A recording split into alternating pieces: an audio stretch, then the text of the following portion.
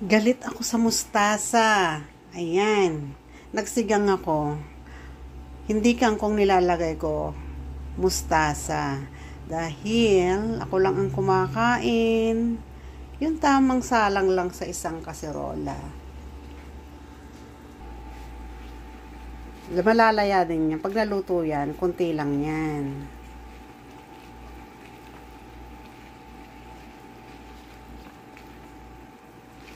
Ayun. Di kasya na. Gusto ko mustasa.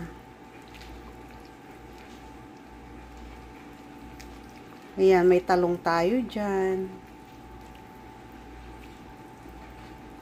Nilagyan ko rin ng kamatis.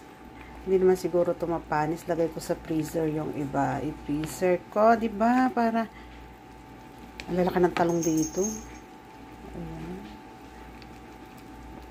Malaya din yan. Maya-maya okay na yan. Malambot na yung ating karne. Kaya lang, sa dami na yan, ako lang ang kakain. Siguro mga 3 beses kong kakainin yan. Pero hindi sunod-sunod. Hindi sila kumakain ng may sabaw. Ayaw nila. Ayan. Nalaya na. Konti na lang. Dahil malambot na yan, lagyan na nito natin ng pampaasim. Dahil luto na, kakain na tayo. Aba, ipatatagalin pa natin ito. Sarap ng mustasa.